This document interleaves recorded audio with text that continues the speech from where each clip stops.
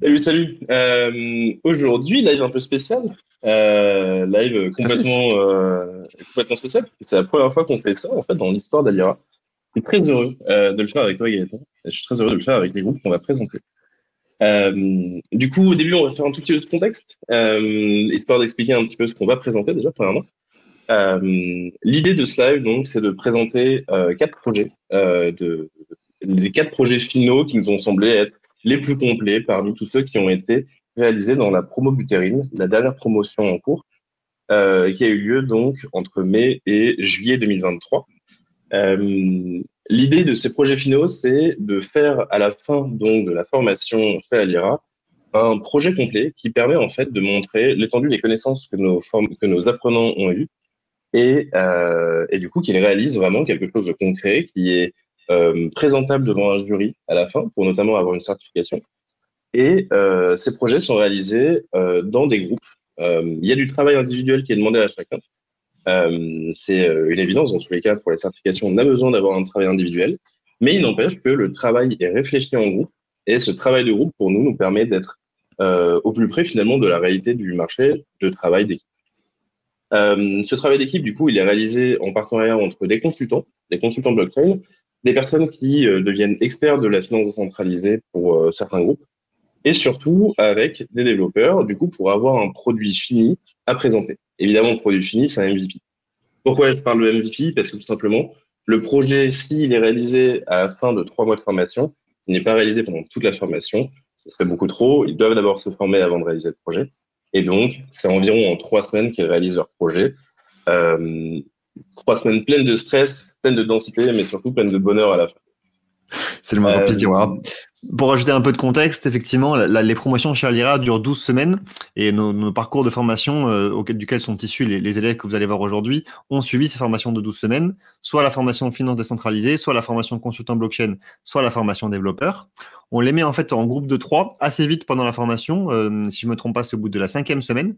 On les met ensemble. Donc, il y a au moins un développeur et deux, soit consultants, soit finance décentralisée. Et ils ont, au bout de cette 5e semaine, à commencer à réfléchir à leur projet. Donc, effectivement, ils ont au total 7 à 8 semaines de projet, mais on estime que c'est vraiment dans les 3-4 dernières semaines qu'il y a vraiment un travail conséquent qui est réalisé, parce qu'il faut évidemment attendre de se former pour être capable de faire un projet blockchain. Voilà, je pense qu'on est pas mal en termes d'introduction. Tu voulais rajouter quelque chose encore, Cyril? non, pas spécifiquement. Mais donc, du coup, on va vous citer les quatre projets que l'on va vous présenter. Le premier, c'est Free Pharma. Le deuxième, c'est Depol. Le troisième, c'est Blocklease. Le quatrième, c'est Decide. Évidemment, les membres qui les ont créés vont être présents avec nous. Pas forcément tous, ça va dépendre des groupes. Mais voilà. Donc, le premier groupe, Free Pharma, je vais accueillir Jessica, je vais accueillir Ellie et je vais accueillir Emmanuel. Bonjour, vous trois. Bonjour. Bonjour. Bonjour à tous. Salut à tous les trois. Bah, du coup, vous allez avoir environ une dizaine de minutes pour nous présenter votre projet, une douzaine de minutes. On va en discuter pendant un petit peu. On va voir notamment bah, ce qui a été fait, ce qui a été réalisé, pourquoi vous l'avez fait. C'est assez intelligent d'essayer de comprendre le pourquoi. Donc voilà, vous avez le droit de présenter tout ce que vous voulez, des decks, ce que vous souhaitez, globalement. Je crois qu'Emmanuel, c'est toi qui avais les slides. Oui. Ok, tu veux que je les présente? Oui, je veux bien que tu l'affiches. Voilà. Allez, let's go. Ok. Je te laisse commencer, Jessica. Oui. Donc, bonjour à toutes et tous. Merci à Lira de nous permettre de présenter notre travail durant cette formation. Donc, le projet, c'est Free Pharma. Donc, c'est la première application d'apps décentralisée qui va permettre de révolutionner un marché qui est en pleine expansion et un marché qui existe à économie réelle. C'est le secteur de l'externalisation commerciale. C'est un marché qui pèse 15 millions d'euros en France, où il y a une croissance de plus 30% pour les entreprises qui font appel à des agences existantes. Et on a 26 000 porteurs potentiels de missions sur la France. Voilà. Ces études et ces chiffres émanent donc de ma société, donc je suis la CEO Oxypharma. Donc ce sont des chiffres réels. On a des grosses problématiques qu'on rencontre et que je rencontre particulièrement au quotidien. Donc, on a un choix des profils qui n'est absolument pas flexible, puisque quand il y a un intermédiaire, on a la perte de contrôle sur l'opérationnel. Un temps de recrutement qui est beaucoup trop long et qui est trop important, et une perte de temps qui est vraiment très considérable et qui pose de réels problèmes aujourd'hui à toutes les agences du secteur. Et la problématique qui me tient à cœur particulièrement, c'est celle des freelances, qui aujourd'hui, malheureusement, se voient imposer leurs tarifs par des clients, par des agences, qui ne sont pas représentatifs de leur travail. Donc, il faut vraiment revaloriser le freelance dans ce secteur-là. Et bien entendu, les contrats qui sont particulièrement pas transparents, les assurances et le paiement qui est beaucoup trop long pour le freelance. Donc, la blockchain permettrait de révolutionner tout ça, entre autres. Voilà. Donc, les porteurs de mission. Oui, pardon. Oui, non, je te laisse continuer. Oui. Donc, les besoins repérés, c'est que quand on est un porteur de mission et qu'on souhaite trouver un freelance qui va intervenir sur une mission précise, ça peut être du merchandising, ça peut être de l'animation commerciale, ça peut être de la formation. Le secteur parapharmaceutique fait partie des pionniers dans le secteur du freelance, après le côté tech d'ailleurs, je crois. Donc, il y a un réel besoin sur ce marché-là. Et donc, la démarche en agence est parfois coûteuse et beaucoup trop longue. Et donc, de l'autre côté, en fait, le freelance, lui, quand il cherche une mission, il faut qu'il prenne contact avec des agences, il faut qu'il mette un profil, donc c'est très, très long. Et puis, les missions sont payées souvent, un freelance, malheureusement, il est payé comme un fournisseur dans la réalité du marché aujourd'hui, donc il n'est pas payé en temps et en heure, et c'est toujours très, très long. Donc, on a vraiment deux problématiques des deux côtés qui permettraient d'être résolvées grâce à Free Pharma, le projet qu'on a mis au point pendant notre formation à l'IRA, notre équipe donc tous les trois. Et la solution, ce serait donc cette DAPS décentralisée où la blockchain va vraiment intervenir pour vraiment faciliter ce côté recrutement. Et je vais laisser donc Emmanuel prendre la parole pour la suite. Merci Jessica. Donc, comme vous l'avez expliqué, Jessica, donc Free Pharma est la première marketplace décentralisée. Donc, c'est une marketplace, la première marketplace dans la parapharmaceutique, et c'est une marketplace qui va utiliser la blockchain Avalanche. Donc, l'idée, c'est qu'avec le staking sur les validateurs Free Pharma, les utilisateurs vont pouvoir obtenir des rewards. Et en fait, l'idée fondamentale, c'est que plus on stack ces AVAX, donc la crypto-monnaie d'Avalanche, plus la commission passe de 10% à 0%. Et on peut arriver à 0% de commission. Et plus on stack, et plus les offres et les offres ou les disponibilités qu'on publie sur la plateforme sont mises en avant par l'algorithme. Et vraiment, il y a donc ce que expliquait Jessica, c'est qu'il y a de la transparence avec les smart contracts et une sécurisation des contrats. Donc le mot d'ordre, le leitmotiv du projet, c'est vraiment ne payez pas, stacker. Et le revenu, et donc en fait, Free Pharma va pouvoir se rémunérer sur la commission entre 1 et 10% et sur les 3% de frais de délégation sous chaque staking. Donc le staking qui est le verrouillage de ces crypto-monnaies sur le réseau Avalanche, en l'occurrence.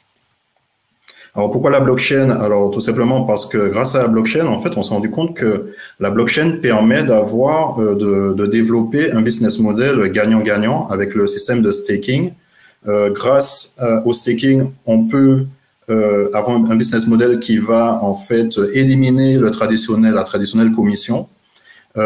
C'est bien sûr quelque chose avec les smart contracts qui permet une sécurisation des paiements et le fait qu'il n'y ait pas d'intermédiaire réduit les coûts et rend le process plus rapide. Et pourquoi nous avons choisi Avalanche? Déjà pour sa sécurité et sa rapidité, la possibilité d'avoir un paramétrage extrêmement fin, enfin c'est vraiment c'est un bonheur de développeur Avalanche pour tout développeur de DApp. Et il y a aussi les 9% d'APY par an, une décentralisation grâce à ces environ 1300 validateurs contre 100 pour Polygon, par exemple, et l'activation des nœuds, des nœuds de validateurs est beaucoup plus simple avec seulement 25 AVAX qui représentent aujourd'hui à peu près entre 300 et 350 $.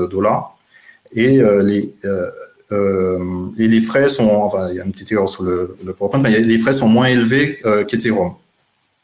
Donc, d'où le choix d'Avalanche. Donc, au niveau de la roadmap, donc on est sur, pour l'instant, c'est une roadmap d'un an et demi à peu près, d'un an et demi. Et donc voilà, donc qui va du début de développement de la plateforme jusqu'au lancement du nœud validateur de Free Pharma, et en passant par l'enregistrement PSAN, très important. Donc voilà. Est-ce que vous avez l'application à montrer? Peut-être que je vous prends au dépourvu. Si c'est le cas, vous me dites. Oui, on a un POC alors que Élie va vous montrer. Donc, je te laisse la parole, Élie. Allez. Ouais, ok. Et ben, c'est parti. C'est partagé. L'application. Ouais, je vous partage ça. Okay. Vous me dites si vous voyez bien. On voit, c'est parfait. Ah, c'est bon. Ok, donc page d'accueil de l'application. Je pense qu'on n'aura pas le temps d'exploiter tout, mais donc en gros, on peut donc se connecter bien évidemment avec le wallet. Et donc, la page d'accueil du coup de cette application, ça va être le feed. Donc pour les offres d'emploi et les freelancers disponibles. Donc selon son profil, soit on est recruteur et donc du coup on pourra recruter un freelance selon les missions qu'on aura créées sur notre profil. On pourra aussi consulter les offres voilà, disponibles. Et donc du coup, voilà, créer des nouvelles offres, les modifier, donc assez simplement. Tout se fait donc sur des smart contracts, donc ce sera des transactions à chaque fois qui seront envoyées. Comme évoqué par mes collègues, donc du coup, on a créé une crypto-monnaie pour ce protocole qui est le token farm. Donc on propose évidemment une page de wallet pour manager ces fonds. Et notre application se base sur le stacking. Et donc ça aura été en fait la figure cadrante de notre projet, du coup moi en tant que développeur. Et donc voilà, ici ce sera l'écran pour faire en fait, pour stacker ces farms et récupérer ces récompenses. Donc est-ce que vous voulez une démo ou est-ce qu'on n'aura peut-être pas le temps, sauf s'il y a des questions? On ne va peut-être pas avoir le temps, mais par contre, je suis content que tu aies parlé de la figure cadrante, Élie. Globalement, les projets qui sont réalisés dans le cadre du projet final d'Alira sont complètement libres. Vous pouvez choisir complètement ce que vous voulez comme sujet. Par contre, c'est vrai que nous, en tant qu'organisme de formation, on a envie que vous réalisiez des choses qui soient assez complexes et qui soient aussi liées à la réalité du terrain. Et c'est la raison pour laquelle on va demander des figures cadrantes qui sont au nombre de 4, de manière assez peu détaillée. Ça va être soit orienté autour des NFT, soit orienté autour de la DeFi. Et donc là, typiquement, tu as réalisé tout un modèle de staking qui est donc complètement développé, qu'on peut utiliser comme on veut, avoir des rendements et ainsi de suite. Et donc, du coup, ce staking, c'est typiquement quelque chose qu'on va retrouver au sein de la DeFi. Et donc, c'est là l'intérêt de ces petites figures cadrantes. C'est un très beau projet. Moi, j'aime beaucoup. Et du coup, il y a 2 questions qui ont été posées dans le chat, sauf si tu en as directement, Gaëtan. J'en avais une, c'est tout simplement où est-ce que vous en étiez aujourd'hui? Est-ce que vous vous êtes arrêté au stade du projet d'école ou est-ce que vous avez voulu persévérer et continuer ce projet pour le mener à bien? Où est-ce que ça en est aujourd'hui? Alors, Jessica, je réponds, hein, du coup, les garçons pour l'équipe. Alors, quand on a terminé Alira, donc à mi-juillet, après 3 mois intensifs et très très enrichissants pour tout le monde d'ailleurs, pour nous et les autres apprenants, on a voilà, tout à chacun a fait une pause, hein, puisqu'on avait nos activités respectives à reprendre. Et ce projet-là, moi je reste, j'ai encore mes fonctions donc en tant que CEO d'Oxypharma. L'entreprise continue de la même manière, mais c'est un projet que nous avons envie avec l'équipe et de mener, de continuer. Aujourd'hui, ce serait vraiment la priorité, ce serait de lever des fonds. Alors, pas de lever des fonds uniquement pour le côté financier, parce que l'entreprise Oxypharma est en croissance permanente et c'est une entreprise qui fonctionne très, très bien. Mais de lever des fonds pour avoir vraiment un investisseur qui soit impliqué, donc par exemple un laboratoire, voilà. Parce que le développeur, donc on a Élie qui a fait un travail remarquable et uniquement en formation. Emmanuel est un excellent voilà, maintenant avec sa formation encore plus. Mais c'est vrai que le côté des fonds, moi j'y tiens particulièrement, mais c'est pour faire entrer un investisseur qui serait complètement, qui serait donc un crypto friendly, hein, quand même, quelqu'un qui est quand même un pied dans ce milieu-là pour nous aider à accroître le développement de façon pérenne et pas simplement un projet lambda qui va s'arrêter dans 2-3 ans. Voilà. Et si je peux juste ajouter quelque chose, Élie vous a parlé tout à l'heure donc du token farm et effectivement donc dans le projet c'est un projet qui a pour but dans ses développements futurs, de lancer un token, qui va nous permettre de paramétrer à notre guise les usages de la plateforme.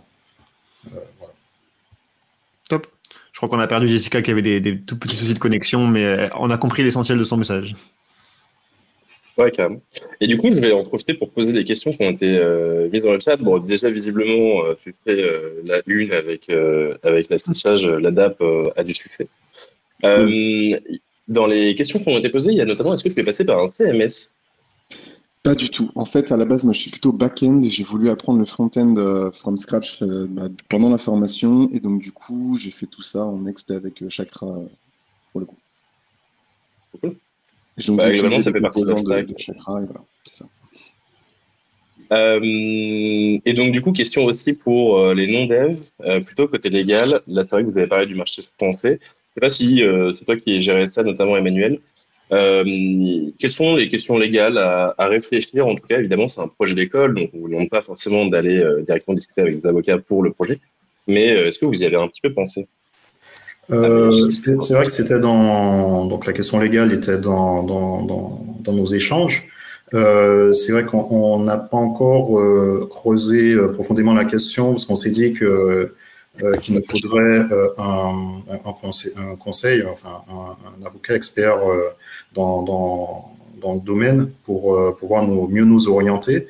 Et donc ça fait partie des challenges qui nous attendent. Alors non seulement trouver, comme a dit Jessica, trouver les investisseurs, mais également construire une équipe compétente, dont un juriste spécialisé dans la blockchain pour pouvoir muscler le projet et le sécuriser au maximum au niveau juridique. Top. Et ça permet bien de contextualiser effectivement les projets pour ceux qui ne connaissent pas encore très bien les projets d'Alira. C'est quelque chose de très rapide, hein, ils ont quelques semaines pour le faire. Et donc effectivement, les questions légales, pour ceux qui ont le temps, on leur demande d'explorer un peu, mais on reste vraiment sur quelque chose de à peine en surface, qu'on touche à peine en surface. S'ils veulent aller plus loin, effectivement, ensuite dans le développement de leur projet, comme vient de le dire Emmanuel, ils peuvent se faire conseiller et y réfléchir davantage. Mais dans le cadre des projets d'Alira, on ne prend pas énormément en compte l'aspect légal, du moins on leur demande de ne pas se freiner à cause d'un aspect légal. On va dire ça comme ça. Ouais. Et clairement, le légal est une contrainte. On a envie de libérer les gens. Tout à fait. Merci beaucoup, vous trois, en tout cas. Merci beaucoup, Jessica. Merci beaucoup, Emmanuel. Merci beaucoup, Elie. Merci. Merci à tous. Et de fait, on va passer au groupe suivant directement, sans plus attendre. Le groupe suivant, du coup, ce sera un groupe composé de Igor, de Maël et de Lucas. Je crois que nous avons 2 personnes parmi les 3. Salut Lucas, salut Igor, vous pouvez réactiver vos micros.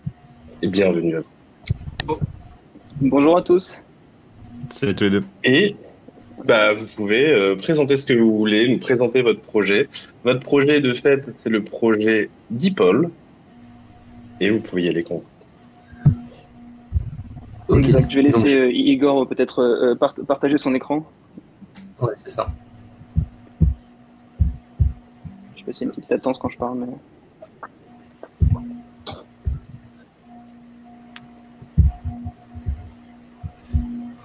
Si je trouve... Ouais, voilà.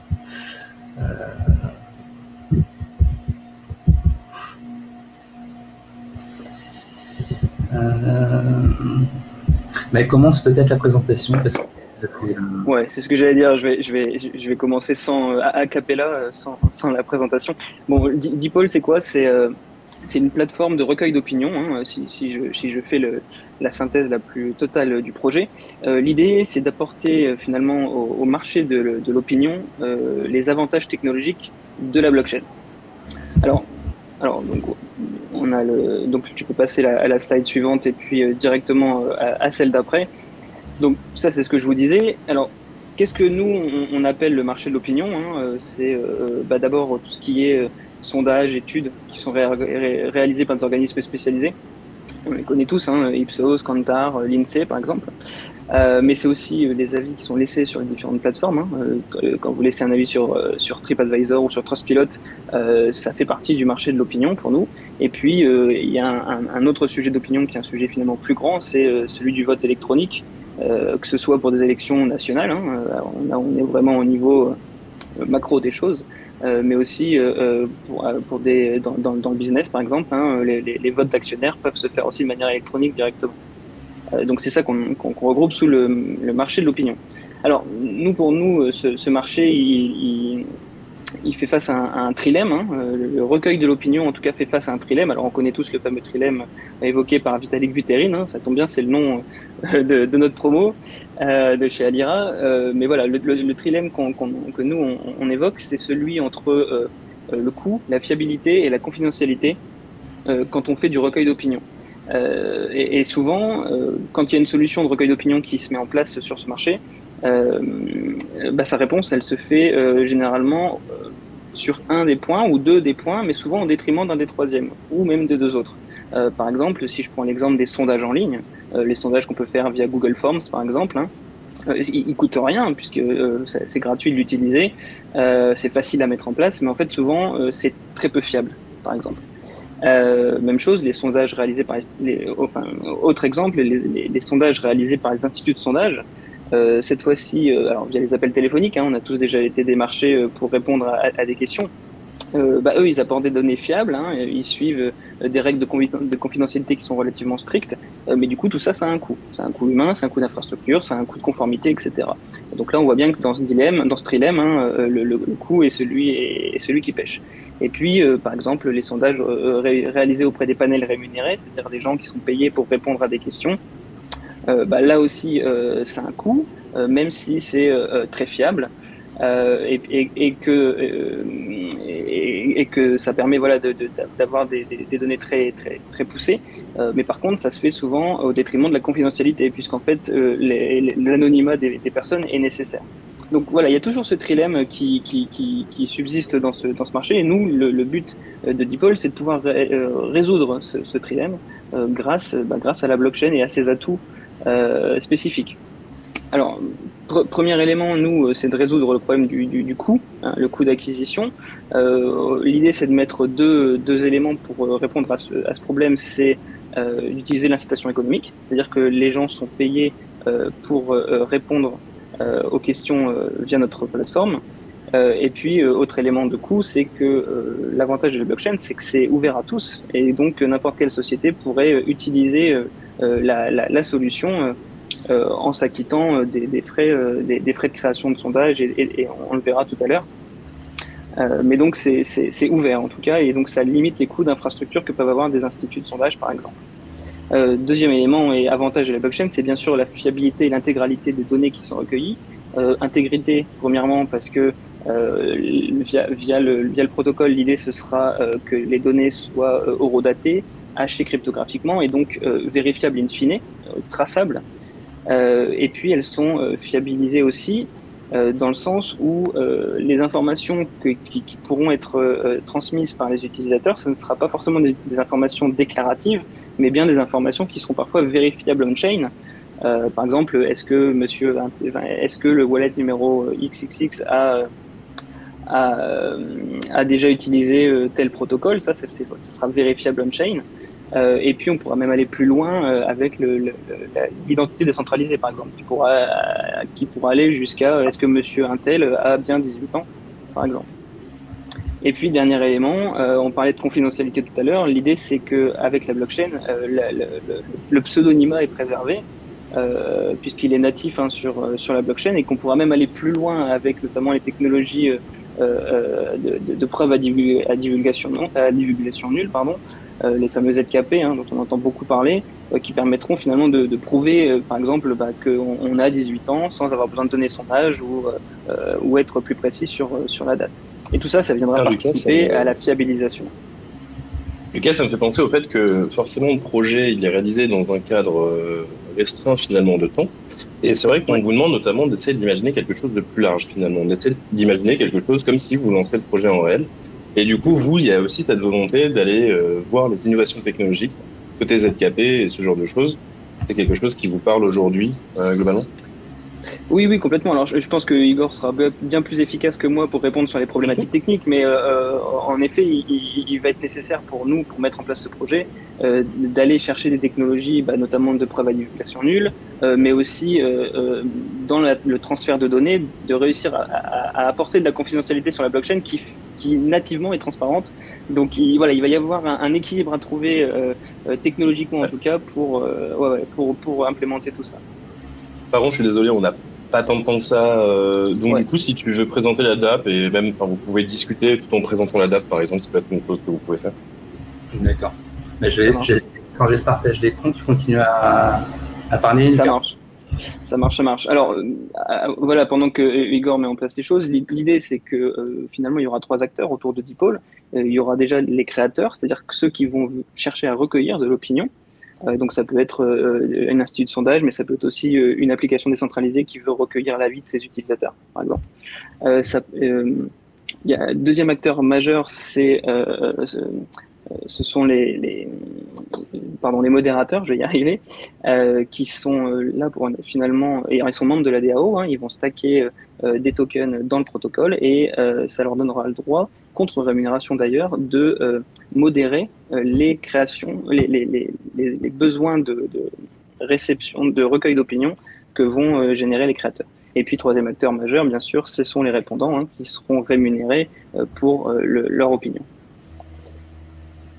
Donc là, ce que Igor vous montre, c'est la maquette finalement du site. On en est encore aux prémices du projet qu'on avait initié chez Alira. Donc l'idée, c'est, on en reviendra tout à l'heure avec la roadmap, mais c'est de progressivement jusqu'à fin 2023 arriver à un prototype avec un cas d'usage précis qui est le sondage.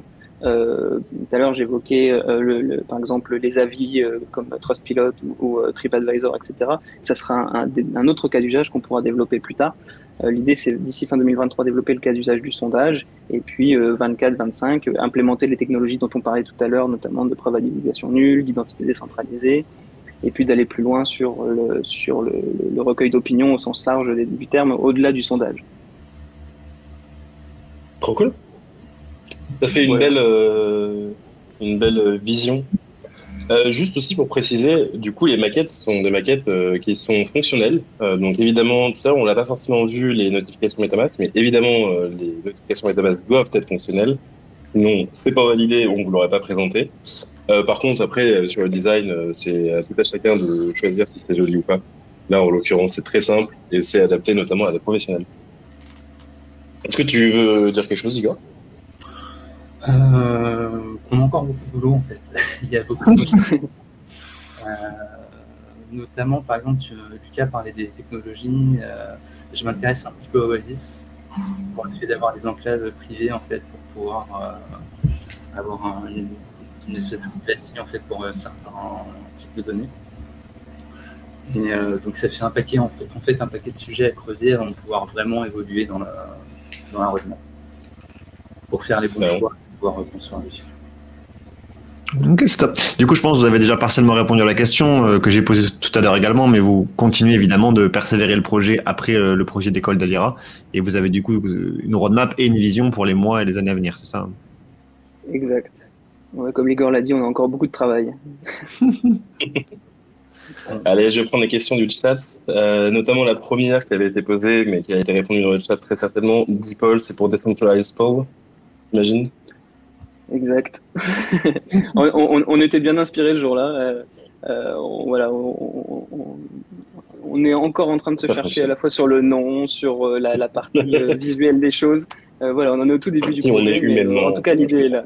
Et puis c'est ça, exact. Question sur la fiabilité. Qu'est-ce qui vous pousse à penser que finalement votre solution amène de la fiabilité au niveau des réponses que vous pouvez avoir? Alors, le premier élément de fiabilité, c'est celui qu'on évoquait tout à l'heure, c'est que il y aura des données qui ne seront plus des données déclaratives, mais des données directement récupérées on-chain. Par exemple, un sondage qui s'adresse uniquement à des gens qui auraient utilisé ou fait un emprunt de plus de $1000 sur AAV, par exemple, on pourra le vérifier on-chain. Et ça sera plus, par exemple, un institut de sondage qui viendra vous dire avez-vous déjà, et là, ça sera du déclaratif dans le cas actuel. Les gens vont dire oui, j'ai déjà, et en fait, c'est invérifiable. Donc, on apporte ce niveau de fiabilité. Et puis, on pourra même aller plus loin. Tout à l'heure, on le disait avec l'identité décentralisée.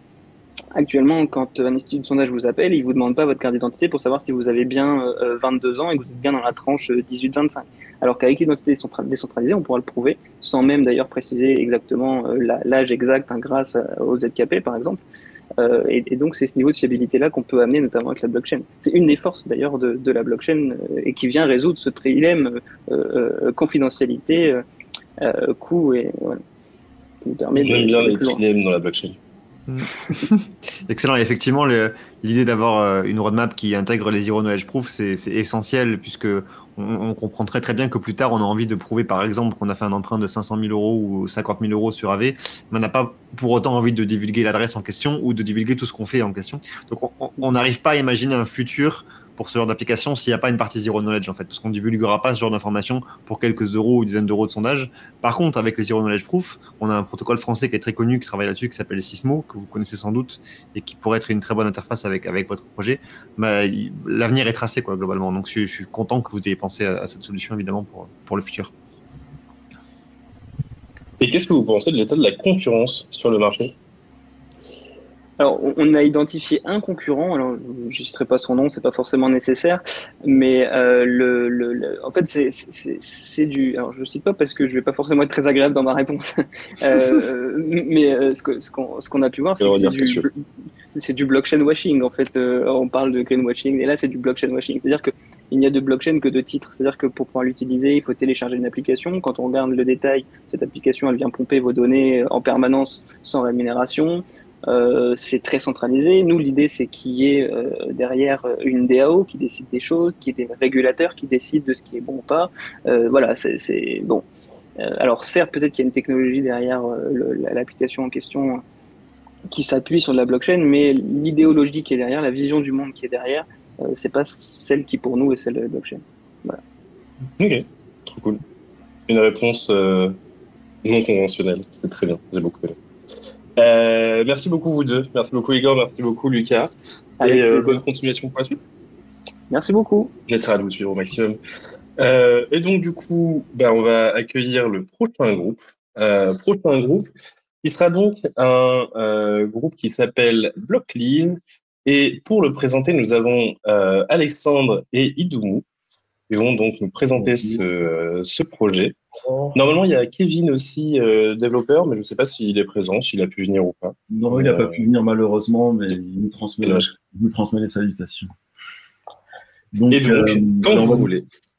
On va vous présenter Blocklease, donc, qui est notre projet qui a été effectué dans le cadre d'Alira.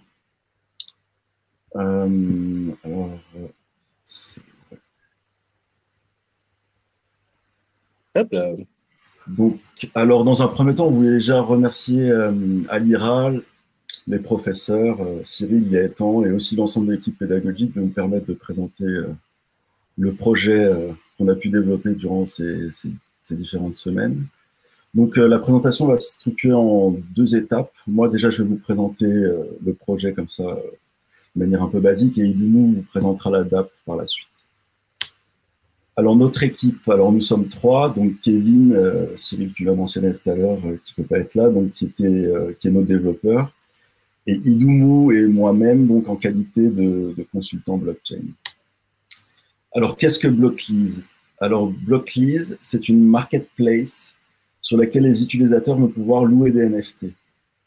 Alors, un loueur, ou propriétaire d'un NFT, va pouvoir mettre en location son NFT sur la plateforme à disposition de locataires qui vont pouvoir, au travers de la location, utiliser un NFT sur une période déterminée.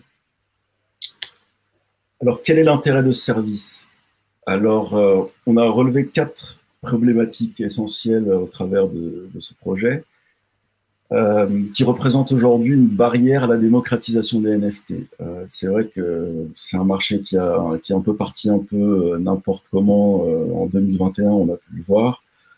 Donc les 4 problématiques qu'on a relevées, c'est que déjà d'une, donc certaines collections, les NFT les plus populaires, on peut penser au Bored Ape Club, ils sont très chers et très difficiles d'accès. Et aujourd'hui, c'est quasiment impossible, si ce n'est avoir un nombre très important d'Ether afin de pouvoir bénéficier ou faire partie de la communauté. Le second problème qu'on a relevé, c'est que, comme dans l'avènement des NFT en 2021, pendant le dernier bull run, on a pu voir qu'il y a énormément de scams et de collections frauduleuses qui ont plus ou moins vendu du vent à leurs clients, et les mecs se retrouvent aujourd'hui avec des choses qui ont aucune valeur aujourd'hui. Le troisième problème, c'était on a pu relever en fait que voilà, aujourd'hui, soit on acquiert un NFT et donc on dispose de ses caractéristiques et de ce qu'il nous offre, mais il y a certaines personnes qui vont aussi vouloir aussi avoir un besoin temporaire en fait d'utilisation, et l'achat rentre pas spécialement dans ce cas-là. Donc c'est aussi une solution, un problème à laquelle on voulait répondre à travers cette marketplace. Et enfin, le quatrième, c'est que les propriétaires qui ont acheté ces NFT, ils ne peuvent pas forcément accéder à tous leurs avantages. Et donc l'idée, voilà, c'est l'idée, ce serait de le louer et de bénéficier d'un rendement au travers de cette location. Alors notre solution, on arrive à la conclusion donc qu'un service de location de NFT pourrait répondre favorablement aux problématiques du marché. Donc nous, on se positionne comme un tiers de confiance 3.0, donc une plateforme décentralisée, 100% sécurisée, au travers de laquelle donc les propriétaires vont pouvoir mettre en location comme je le disais tout à l'heure, une marketplace multi-chain facile d'accès, simple d'utilisation. Nous, au sein de notre équipe, on va pouvoir permettre donc une sélection des projets dits sérieux. Après, c'est vrai que les gens, quand ils voudront louer un NFT, s'il n'y a aucune utilité derrière, c'est vrai que la location ne prend pas de sens. Et ça permettrait aussi aux propriétaires donc, qui ne pourront pas accéder à tous les bénéfices des NFT, de les louer et pouvoir en faire bénéficier des tiers. Alors le marché, donc quelques chiffres sur le marché, donc les NFT représentent en 2002 un volume de vente d'environ 25 milliards de dollars, soit une croissance de quasi 21 000% par rapport à l'année précédente. Donc, c'est vrai qu'on partait de quasiment zéro, donc c'est pas forcément probant. 9 NFT sur 10 se sont échangés sur le réseau Ether en 2022, et le Financial Times nous compte qu'il y a seulement 360 000 propriétaires de NFT en 2021. Donc 360 000 par rapport aujourd'hui à l'ensemble des utilisateurs de la blockchain, ça reste quand même assez marginal, donc il y a un vrai potentiel derrière.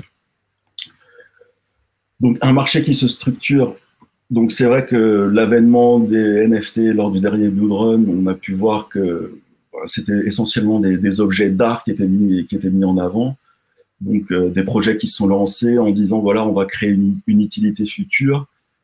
Et aujourd'hui, on voit ces projets qui se développent au fur et à mesure et où on voit au final l'utilité des NFT qui deviennent de plus en plus utiles, avec notamment le métaverse, l'utilisation d'objets digitaux à travers du métaverse, les abonnements. Par exemple, Idounou va pouvoir nous raconter tout à l'heure, mais il a un abonnement de Big Whale, voilà, qui lui permet d'accéder en fait à des groupes Discord ou même à des événements qui sont créés par le réseau. Donc voilà, donc des NFT qui deviennent de plus en plus utiles, donc une utilité à la location quelque part, et puis des prévisions futures qui sont assez positives, avec un marché qui pourrait atteindre les 50 milliards de dollars en 2027. Donc des domaines d'application, comme je vous disais, qui sont multiples. Donc on peut penser déjà en premier temps au gaming, hein, quand quelqu'un veut une skin ou une arme sur un jeu et qu'il n'a pas forcément l'argent pour le louer, pour l'acheter, pardon. Il va pouvoir le louer de manière, on va dire, temporaire, voir si c'est quelque chose qui va lui permettre d'avancer concrètement dans le jeu, et derrière l'acheter dans le cas où c'est vrai. Ensuite, comme on l'a vu, l'art digital, le sport, les abonnements, comme j'ai dit, comme j'ai dit par rapport à l'exemple d'Idumou tout à l'heure, et aussi les actifs tokenisés, la mode, ou même la création de contenu. Voilà, les influenceurs qui vont pouvoir derrière faire investir sur des NFT, sur du contenu qu'ils vont créer, et derrière, voilà, des propriétaires qui vont le pouvoir louer à d'autres plateformes. Donc, comment fonctionne... J'y pense, excusez-moi Alexandre, si tu as l'application à montrer, je ne sais pas si c'est le cas ou pas. Ouais, on l'a, c'est Idumou qui va faire tu veux que je passe directement à ça? Okay. Oui. Limite que tu présentes en même temps que tu parles, comme ça au moins on voit un petit peu ce qu'il y a dedans. Parce que j'avoue, les schémas, les expliquer, ça va être peut-être un petit peu long et peut-être un petit peu ingérable, mais vous voyez le travail qui a été réalisé globalement par... je vais laisser Idumou montrer l'application et je vais définir un peu comment... Oui, avec plaisir. Oui, là... Donc alors, juste Idumou, 2 secondes. Donc, l'utilisateur A, il va se connecter à la plateforme via son wallet Web3, il va définir ses paramètres et il va mettre les NFT de son wallet qu'il veut mettre à la location. Alors, le NFT sera dans le cas stacké dans notre smart contract, mais seulement si une location intervient. Sans aucune location, en fait, il peut utiliser son NFT comme bon lui semble. Et enfin, l'utilisateur B, il va se connecter lui aussi à la plateforme via son wallet et il va pouvoir parcourir en fait l'ensemble des offres de location à disposition et il va pouvoir voir s'il est disponible et s'il a le montant nécessaire à la transaction pour ce wallet, donc participer à la location. Et je voulais aussi rajouter quelque chose qui est quand même un point assez important. C'est au niveau du protocole, c'est grâce au protocole 4907 aujourd'hui qui nous a permis de faire ça, qui permet cette notion de NFT, donc des clones de NFT entre guillemets, qui vont pouvoir être transférés d'un wallet à l'autre. Donc Idumou, vas-y, très rapidement. Bonjour tout le monde, merci Gaëtan, tout le monde. Comme Alex a dit, là on peut facilement louer un NFT. Je me déconnecte. Là, je commence par me connecter.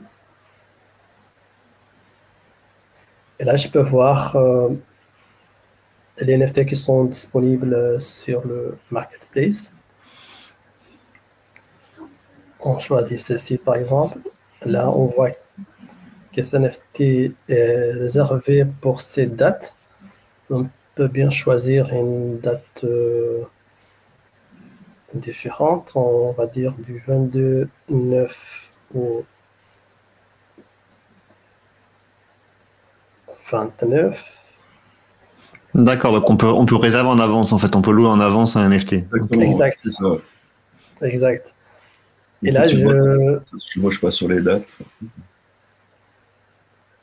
J'attends la confirmation et là je confirme. J'imagine qu'il n'y a pas de... Enfin, on ne voit pas nous l'affichage de MetaMask qui s'ouvre pour valider la transaction, mais j'imagine qu'elle a eu lieu. Moi je pense que tu n'as pas cliqué dessus, donc je pense. Si, il a eu un background, on l'a vu, mais je pense que MetaMask ne s'est pas partagé avec le partage d'écran. C'est pas très grave. Oui, donc voilà. Donc, je peux refaire si vous voulez bien, mais c'est bien facile. Comme manipulation. Et là, je reviens à la page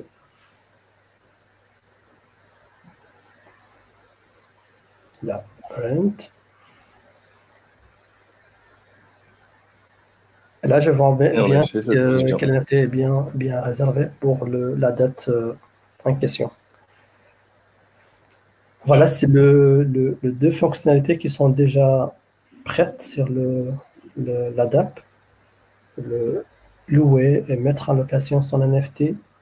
Et là, on peut minter aussi des NFT si on va créer une collection. Les NFT qui sont là, on l'a minté uniquement pour la démo.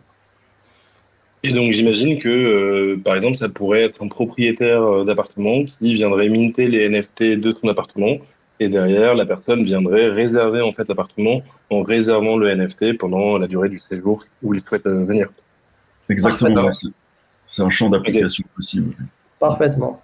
Et on peut imaginer un gamer, un joueur qui voulait louer son matos, il part en vacances, il veut louer tous les matos, voilà, pour un mois, le temps qu'il revient, voilà.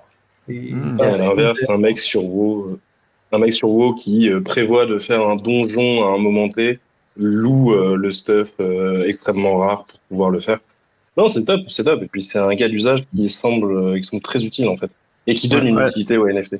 Ça, on comprend de suite l'application dans le monde réel, en fait, que ce soit même la location d'un ticket d'entrée, d'un abonnement, comme vous en avez parlé avec The Big Whale au début. C'est vraiment quelque chose qui est, c'est vrai, n'existe pas aujourd'hui. Je pense que, par votre présentation, j'en avais pas vraiment vu dans l'écosystème. En tout cas, ça doit pas être facile à mettre en place. Et donc, ça commence à se développer, justement. On voit qu'il y a énormément de projets qui commencent à se lancer.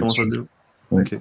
Ça peut être une bonne question justement sur l'étude un peu concurrentielle. Est-ce que vous en avez fait une? Est-ce que vous avez Oui, bien sûr, on a une étude concurrentielle. Donc il y a vraiment un projet qui s'appelle Double, qui a pris le lead, qui est d'ailleurs à l'initiative de l'EIP 4907, qui a donné le RC 4907.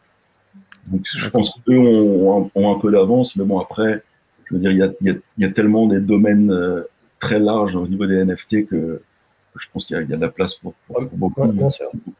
Pour beaucoup d'acteurs. Ouais, mais ça reste quand même très rare de trouver la solution prête à usage. Ça, on n'a pas encore sur le marché. C'est un marché de niche, vraiment. Et tout à fait, et c'est quelqu'un qui dit, en fait, vous êtes une plateforme de location pour à peu près tout ce que vous voulez. Donc c'est assez cool. Et en effet, les NFT représentent un élément réel du cas. Exactement. Oui, c'est une utilité claire. Là, je peux les événements qui passent sur Paris, je peux louer mon NFT à Alex, par exemple, s'il voulait s'y rendre. Il passe pour une soirée, The Big Whale, il me rend mon NFT le lendemain. Pour consulter le site et lire les infos. Excellent. Peut-être en dernière question, pour respecter le timing, vous avez prévu du coup de continuer le développement de cette application aussi après le projet ou Oui, bien sûr, on va continuer le projet, donc avec Kevin aussi. On va comme on voit qu'il y a énormément, de gens qui se lancent un peu là-dessus, on se dit qu'on est sur une bonne voie, donc il ne faut pas tomber à la chance. C'est aussi un signe positif. Top. Voilà. Merci beaucoup à vous. Encore une fois, bon courage et bonne chance pour la suite. Il faut de la chance et du travail pour réussir ce genre d'entreprise. Merci. Mais GG en tout cas et bonne continuation. On va accueillir du coup le prochain groupe. Ouais, notre 4e et dernier groupe. Ouais. Le projet Décide et le projet Décide, et pour ça, on va accueillir Amaury et Afid. Je sais que Afid, tu as une contrainte de temps forte, mais donc nous, on va essayer de finir à 13h30 dans tous les cas. Et donc, bienvenue Amaury, bienvenue Afid, et vous pouvez nous parler de votre projet Décide. Yes, alors je vais partager du coup mon deck. Écoutez, on va passer là-dessus alors. Tac. Je sais pas pourquoi il veut pas. Hop. Ok. Alors, du coup, le projet Decide, donc en fait, c'était un projet pour essayer d'améliorer un petit peu la science et d'apporter une touche de science décentralisée dans notre monde d'aujourd'hui. Donc, petit sommaire, on va passer. Donc, l'introduction, c'est qu'aujourd'hui, il y a un problème au niveau de l'édition scientifique parce qu'elle joue un rôle vraiment majeur et essentiel dans la diffusion des connaissances et dans les progrès au niveau de la recherche. Mais en fait, il y a énormément de lacunes et notamment tout ce qui est la possibilité de trouver des fonds pour financer ces recherches, ces études. Après, il y a tous les problèmes d'opacité des processus derrière, en fait, la validation des recherches, des publications, et aussi toute la centralisation, parce que malheureusement, comme on le voit, il y a énormément de conflits d'intérêts avec les labos pour mettre en avant certaines publications, certaines recherches par rapport à d'autres. Et donc, en fait, ce qui fait qu'aujourd'hui, la science est quand même énormément centralisée. Et donc, en fait, tous ces défis, justement, toutes ces problématiques vont, en fait, entraver un petit peu le potentiel d'avancée scientifique au niveau mondial. Donc en fait, dans le contexte, aujourd'hui, il y a un monopole de marché qui est autour de certains éditeurs de publications scientifiques. Donc en fait, il y a 6 groupes qui possèdent quasiment 40% du chiffre d'affaires mondial des publications scientifiques. Donc on retrouve Reed Elsevier, Springer Nature, Wiley, etc.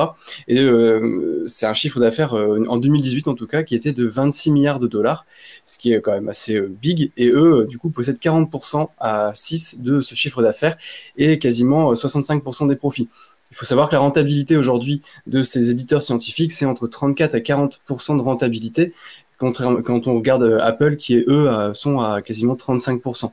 Donc c'est quand même une rentabilité qui est assez intéressante pour justement ces éditeurs et ce marché-là.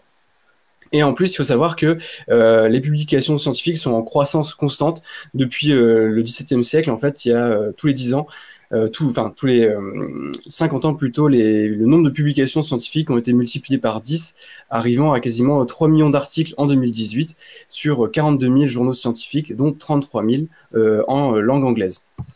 Donc ça soulève pas mal de problématiques aujourd'hui, notamment, comme je disais, donc la problématique liée au levée de fonds. Donc il faut savoir qu'aujourd'hui, un chercheur, un scientifique qui veut trouver des fonds pour pouvoir lancer les recherches sur son projet, c'est quasiment la moitié du temps qu'il va mettre du coup pour faire le projet au global. C'est hyper compliqué de trouver des investisseurs et c'est trop chronophage en fait pour l'entièreté des scientifiques.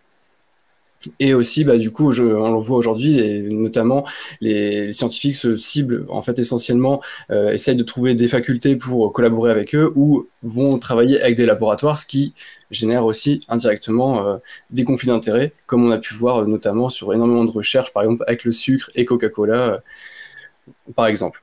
Donc ensuite, le deuxième problème majeur qu'on a soulevé, c'est la problématique de la rémunération. Donc en fait, quand les scientifiques vont publier leurs recherches via les magazines, etc., la publication et l'argent qui est obtenu via la vente des publications, parce que en ligne aujourd'hui, on peut acheter des publications sur les sites justement des gros éditeurs, et il faut savoir que c'est entre 30 à 70 euros, donc c'est quand même relativement cher, et si on a besoin de beaucoup de publications, ça peut être un montant qui commence à être extrêmement élevé. Donc il faut voir que malheureusement derrière les gains en fait pour les scientifiques sont assez faibles, contrairement à ce que peuvent générer les éditeurs. Ensuite, justement, je disais, donc il y a le coût élevé de ces publications scientifiques qui va justement limiter la diffusion et qui entrave un petit peu les connaissances. Et après, la problématique de tout ce qui est plagiat et paternité des projets. Donc, notamment, tout ce qui est justement difficulté de prouver si on est vraiment le possesseur de ce projet avant de mettre un brevet, etc. Donc, justement, là-dessus, il y a énormément de choses à mettre en place grâce à la technologie blockchain.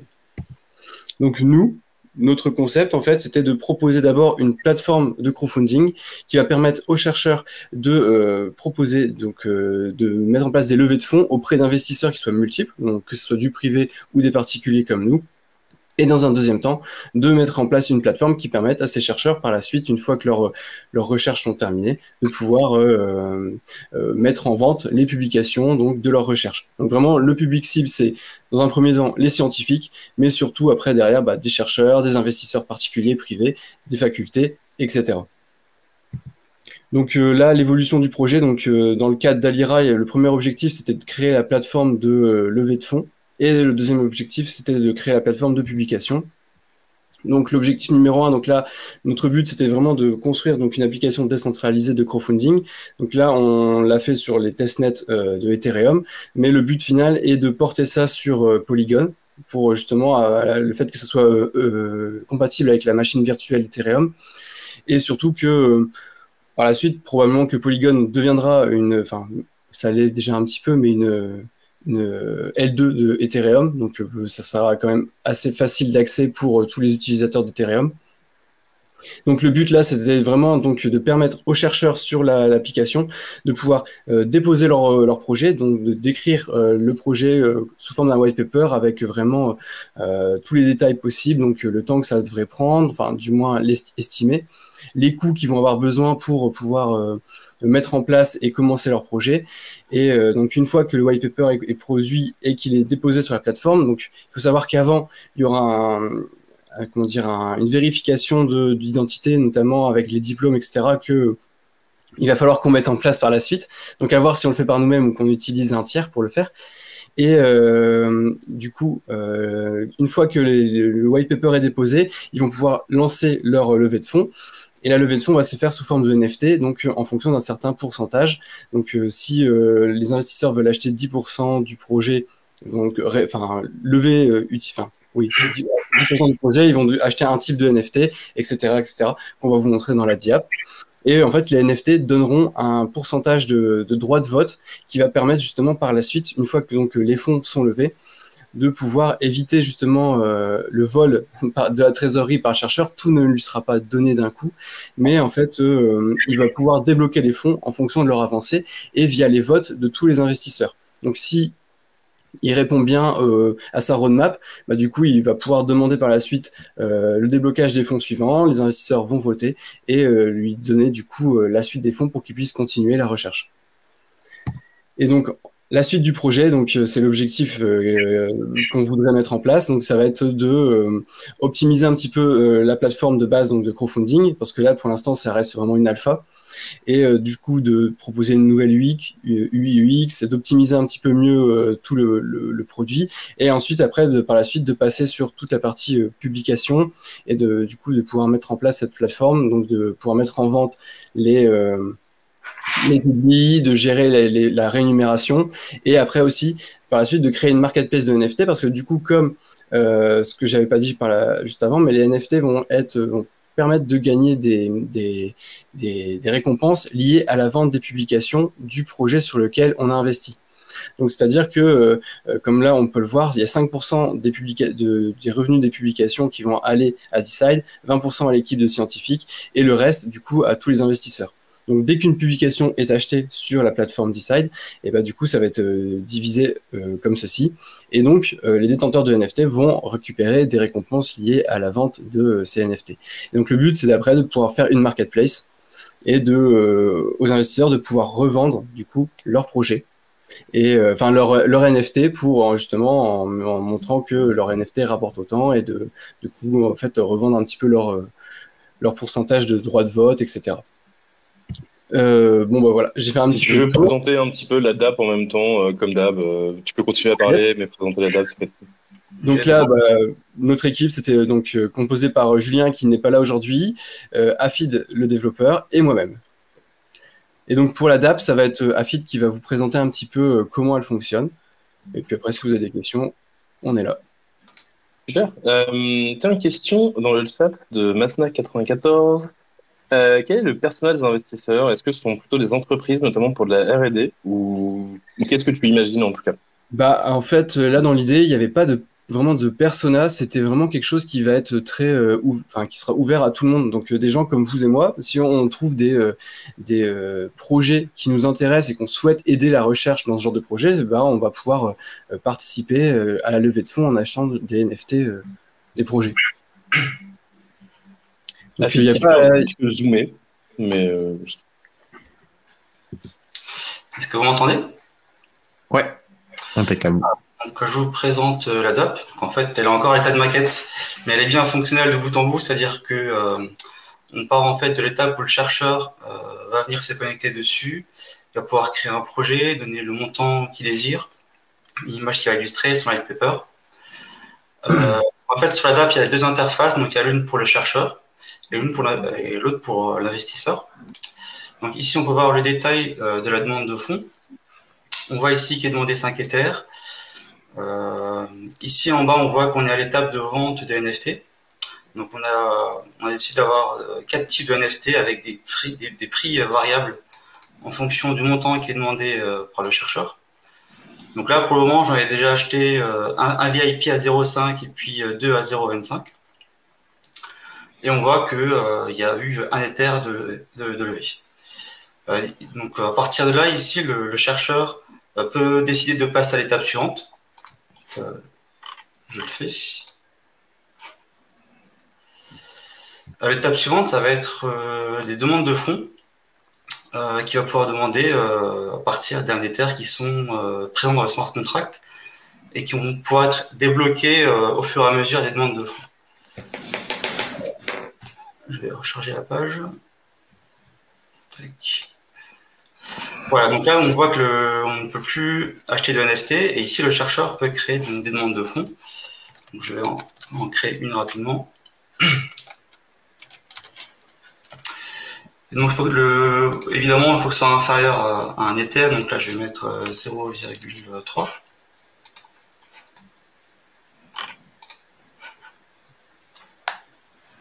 Tu as réussi à gérer les petites complications de type décimal, ce genre de choses. Bravo.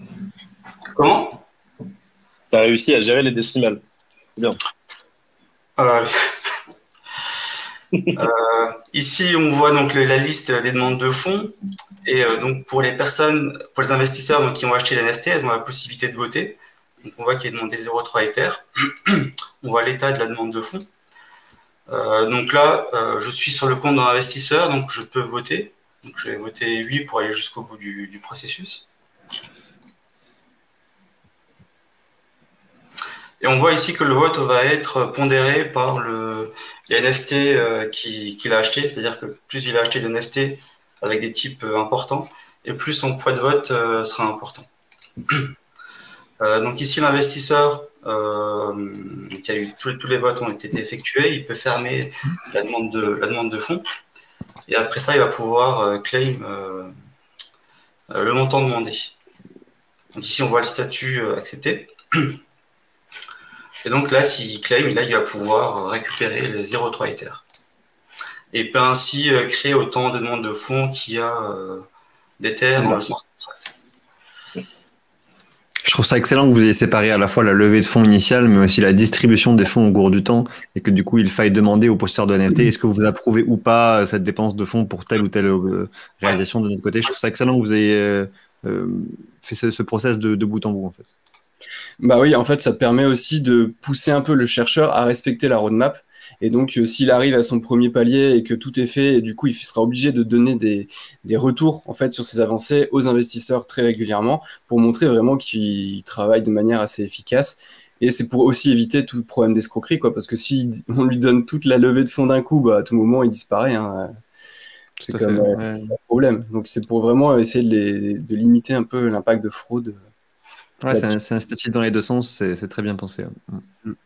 Là, je suis sur une blockchain en local, mais sur MetaMask, on peut voir que j'ai bien un NFT que j'avais enregistré, mais qui est bien présent dans mon wallet, qui reprend l'image du projet, qui illustre le projet. Trop cool. Il y a eu pas mal de petits commentaires qui ont été laissés, notamment il y a Tito qui souhaite avoir un contact, donc j'ai envoyé un lien LinkedIn parce que visiblement sa copine travaille dans la recherche et ça l'intéresse vraiment ce genre de projet. Et tac tac et le truc des personas et je sais plus. Après il y avait quelques trucs qui étaient assez intéressants. Du crowdfunding et de la levée de fonds entre Aliriens, si vous avez besoin qu'on en parle avec plaisir. Pareil, du coup, la question habituelle. Qu'est-ce que vous voulez faire finalement de votre projet? Est-ce que vous voulez le continuer? Est-ce que c'est un projet apprenant et vous avez votre vie à côté? Comment ça se passe? Bah là, effectivement, après Alira, on a pris une petite pause, un peu comme tout le monde.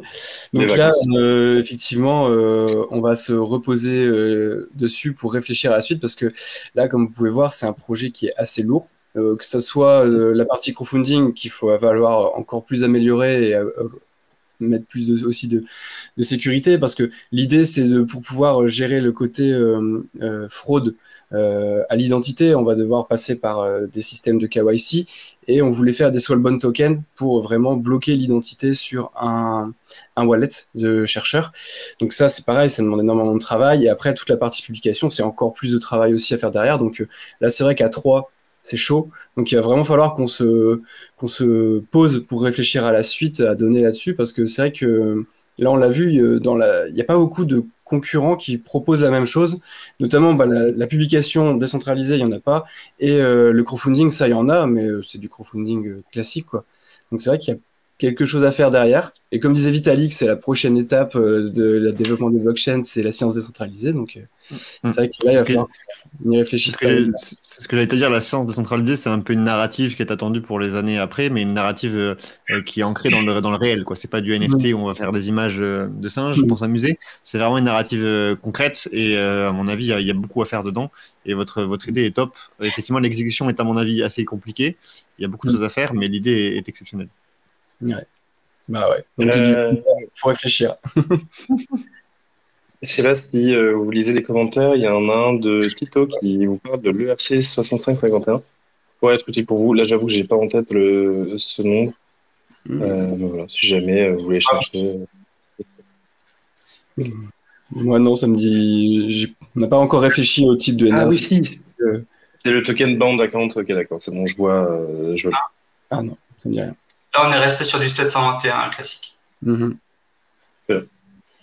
En tout cas, bravo à vous.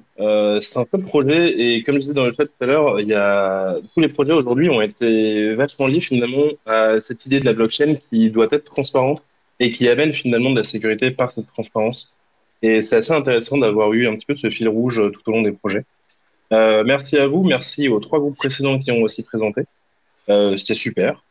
Bravo à tous. Si jamais, du coup, je vais faire à la fin de ce live, puisqu'il est déjà 13h36, nous sommes en retard. Vous avez le droit de partir à fidèle à si vous le souhaitez.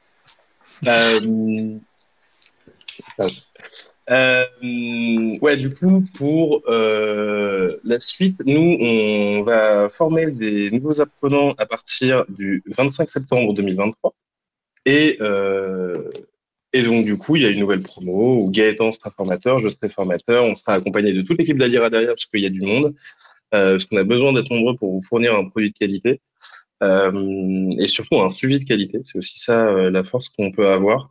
Et comme vous voyez, à la fin, ça donne des projets qu'on peut estimer comme étant plutôt cool parce que intelligents et parce que bien réalisés. Et c'est un peu la chose que l'on souhaite. Tout à fait. Et donc, ouais, pour la prochaine vague de projets, on a envie de vous dire, ce sera décembre, hein, puisqu'en décembre 2023, la promotion qui va démarrer là le 25 septembre aura terminé ses projets. Et je voulais juste recontextualiser encore une dernière fois les projets qu'on vient de voir. Hein. Dites-vous que ça a été fait en 3-4 semaines, hein, ça a été extrêmement rapide. Donc on est effectivement sur des projets d'école qu'on leur demande et qu'on est tous à chaque fois assez ébahis par la capacité et le travail abattu en 3-4 semaines. Tout en sachant que pendant ces 3-4 semaines, ils ont toujours cours. Hein. On leur dit pas pendant 3 semaines, faites ce que vous voulez, c'est qu'ils ont toujours cours chez Alira. Des fois, ils ont leur vie personnelle et leur vie professionnelle à côté, et le projet est réalisé. Donc, on est toujours extrêmement satisfait de nos élèves en fin de parcours, et on espère vous présenter tout autant de projets intéressants, je pense fin décembre, peut-être début janvier, pour ceux qui nous suivent. Et si vous avez vous-même envie de nous rejoindre et de faire un projet d'école ou un projet pour la vie plus tard chez Alira, écoutez, avec grand plaisir, n'hésitez pas à nous contacter. Vous pouvez nous retrouver, je pense que tu peux mettre le lien en commentaire, Cyril, peut-être, mais sur alira.fr et prendre rendez-vous avec nos différents conseillers de relations clientèle. Voilà, vous souhaite tous une très très bonne journée. On vous retrouve jeudi, comme toutes les semaines à 12h30 pour les chroniques habituelles d'Alira pour parler d'actu. Et on vous souhaite un très bon appétit pour ceux qui n'ont pas encore mangé. Cette semaine, IA, d'ailleurs, sur les chroniques d'Alira. Tout à fait, actualité sur l'IA cette semaine. Salut tout le monde. Allez, bonne journée à tous.